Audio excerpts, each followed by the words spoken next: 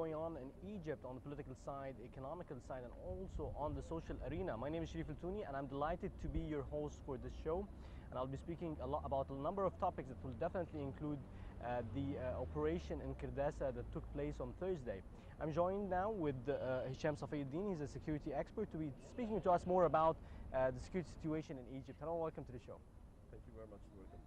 Thank you very much for joining us today. I think today there is a very important operation that is taking place in Kirdassa, where the army and the police officers in a combined effort together are trying to cleansing this area from terrorists and suspects attributed to a number of attacks that happened ever since the deposition of the former President Mohamed Morsi. Well, I would start to say that it's no surprise to us as law enforcement members that Kirdassa is a stronghold for the radicals, because they are not only the Muslim Brotherhood, but they are affiliated groups that are working them, especially those who are from what's used to be called the Jama'ah Islamiyya, especially Tariq al-Zumur and that team. So they managed to do what we call a stronghold in a neighborhood that it has always been a historical data that radicals have taken this place as a stronghold. So as a start, this is no surprise to us. But we have priorities to restore order, and the impact now of this stronghold of the radicals has started to impact not only this neighborhood, but also other places in Giza, and could extend to other places and could result some undesired security situations if let go. So Yes. time has come to confront this stronghold, and as we are speaking now, they are doing a massive raid to finish all this fuzz, especially after what they called a Republic of Kirdassa and this ridiculous calls that they used. Yes, and with the amount of weapons that is existing in this area? This amount of weapon, not only the amount, it's the quality of the weaponry that they are using. It's a result of a terrorism-friendly regime that we have been subjected to during the last year or so. And they managed to get several arms from not only, as usual, Gaza Strip or Hamas stronghold, but as now they are taking over the eastern part of Libya, so they managed to infiltrate our western border and import some explosives and technical guns and machine guns and that stuff. Yes, that's definitely, you mentioned an important statement where the time has come where the Kirdassa operation is taking place. Why is this time in specific? After August 14th, there was a major priority to restore order not only in Cairo as a capital, but as well in all other urban cities of Egypt. And this was the first priority, and with the support and with the assistance and cooperation, coordination with the armed forces, we managed to somehow reach a satisfactory status in the security situation across the nation. However, now it's time to take the initiative. Instead of responding back, I'm not talking now, it's now, but this has started a few days ago. Yes. Now we have the initiative in our hand, and now we are attacking the strongholds of the radicals who are planning against the peaceful people and attempting to do bombings and other nasty stuff that could turn this peaceful country into another place where they came from and where they are used to live in. Yes.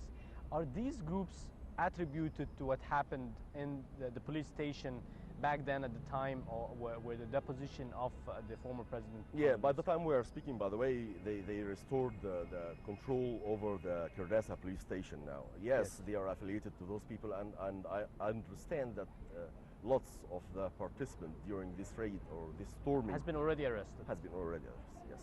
And this is something that's definitely no doubt that people who attacked and killed police officers should be kept on trial.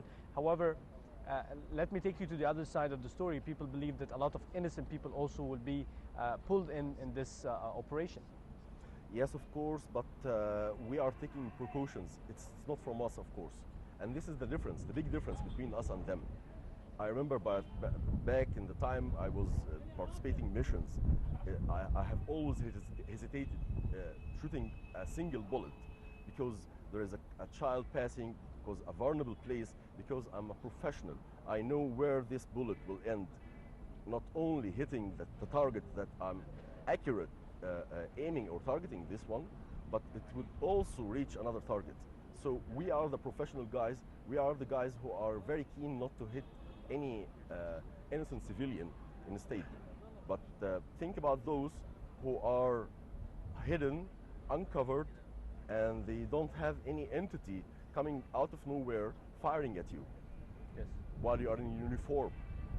So it's a very hard mission. It's a very critical mission. And that's why in the very beginning of all the raids, in all the missions, we lose lots of lives because we care about lives. So we lose our lives.